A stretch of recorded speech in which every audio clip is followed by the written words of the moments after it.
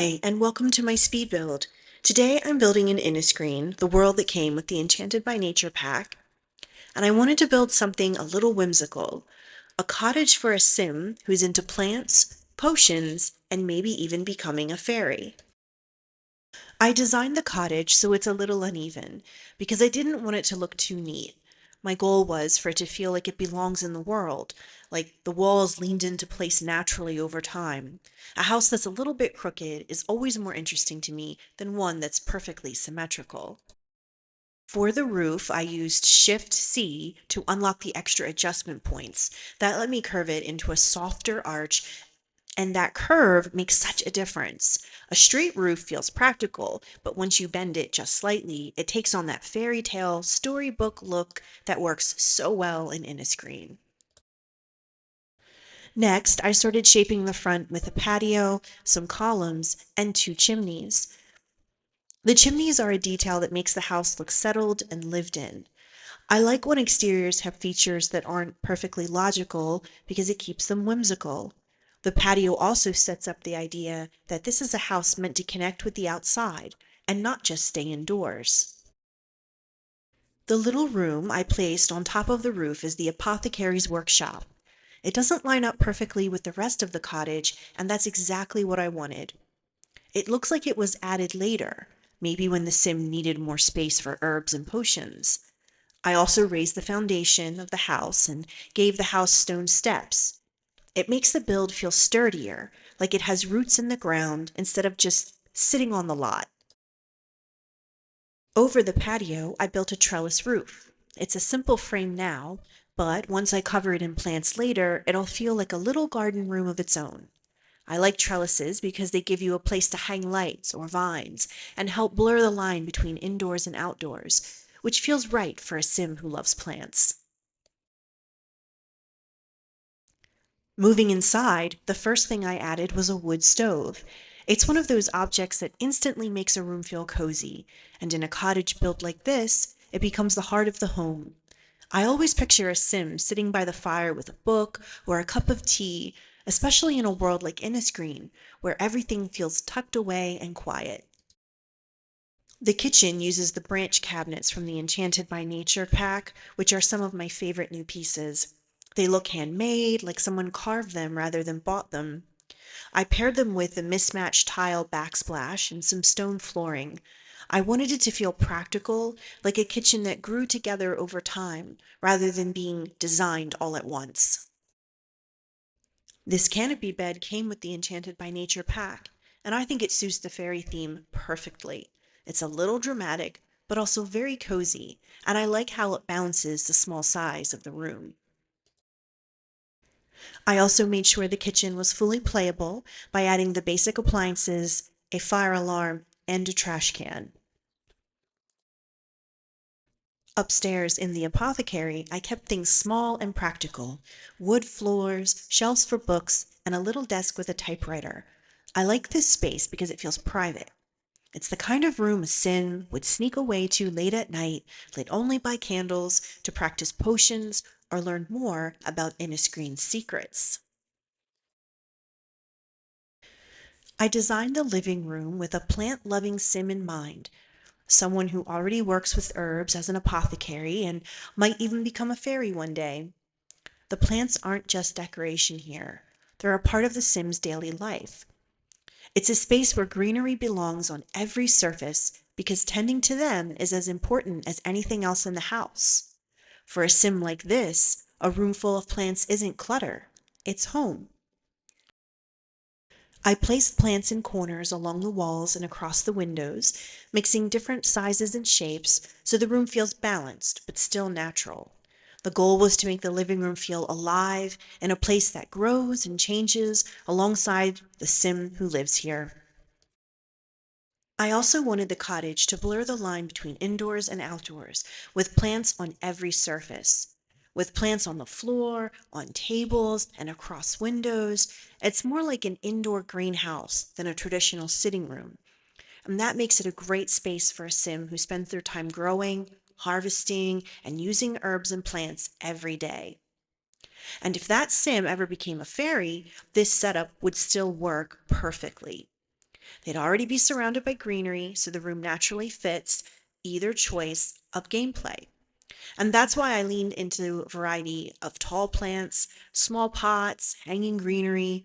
It keeps the space interesting, but also practical for a sim whose whole routine is centered around plants and running an apothecary.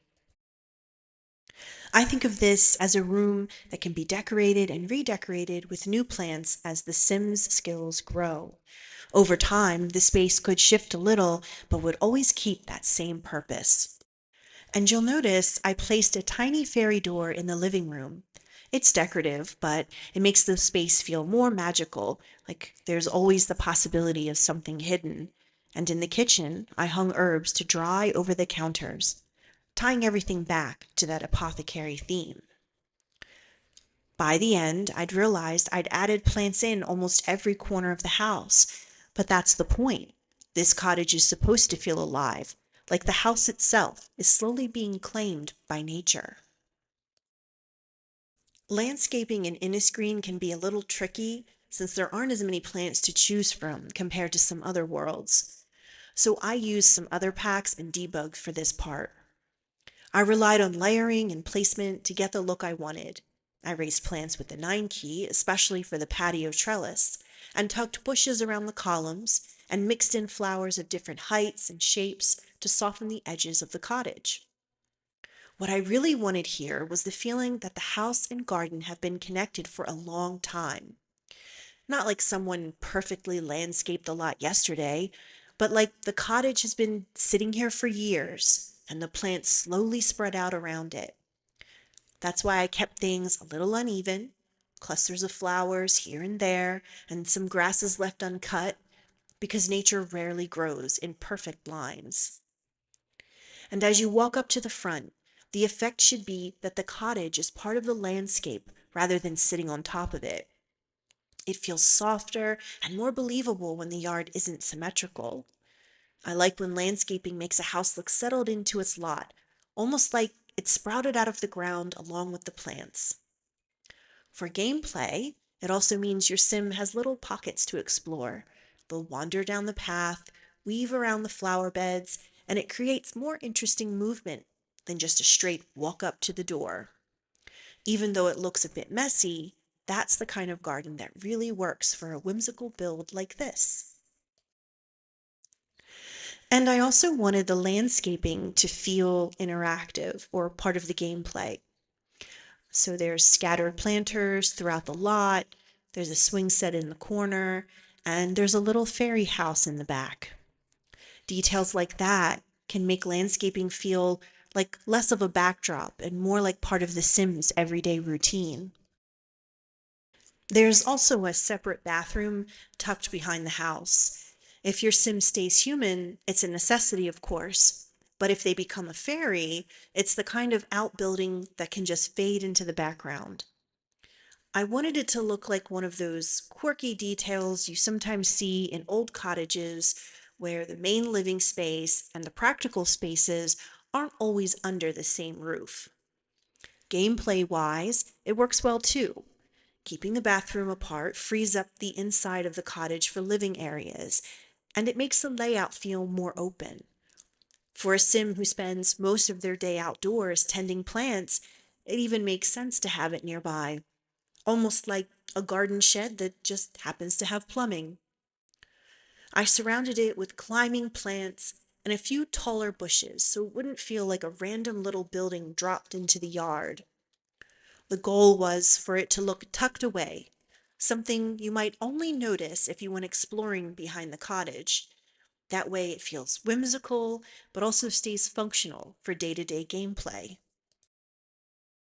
The backyard is where the fairy theme comes through the strongest. I added a fairy house, which is essential for gameplay if you want your sim to live fully as a fairy. Around it, I placed a swing set, garden pots, and a mixture of wildflowers, so the space feels like a meadow. It's not manicured or carefully arranged, it's playful and a little wild. I imagine this as the kind of yard where a sim could spend the entire day without needing to go inside. They can garden in the pots, harvest herbs for their apothecary, or relax on the swing set surrounded by flowers. For a fairy sim, it doubles as a space to recharge, to wander through at night with the glow of the lightning bugs, or to simply exist in a place that feels naturally magical. To tie it all together, I planted roses around the bathroom for privacy, and then filled the edges of the lot with clusters of wildflowers and grasses.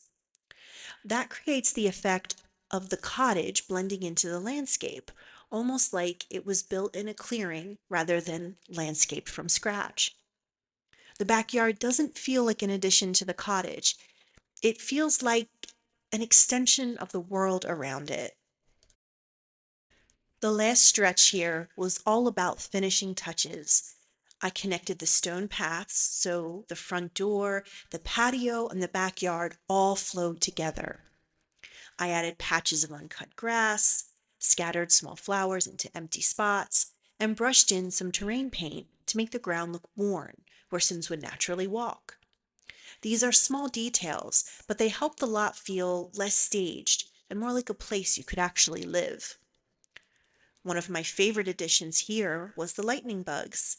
They're subtle during the day, but at night they make such a big difference.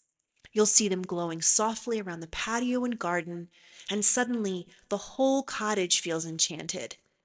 It's not a big dramatic effect, it's quiet and simple, which is exactly the atmosphere I wanted for this build. It's really the heart of the cottage. It isn't about being perfect or overly polished. It's about the small details that add up, from the plants climbing the trellis to the roses hiding the bathroom. Every piece is meant to make the build feel settled, cozy, and magical without being overwhelming. Thanks so much for watching this build. I really enjoyed putting this cottage together. It's one of those lots that feels a little magical as soon as you place it in the world. I hope it gave you some inspiration for your own gameplay, whether you're imagining a sim who's just starting out as an apothecary or one who's already ready to make the leap into fairy life. I always love working on cozy builds like this because every little detail adds to the story, and it's fun to picture how a sim might actually live here. If you enjoyed this video, feel free to check out some of my other builds. There are plenty more cottages and whimsical spaces to explore.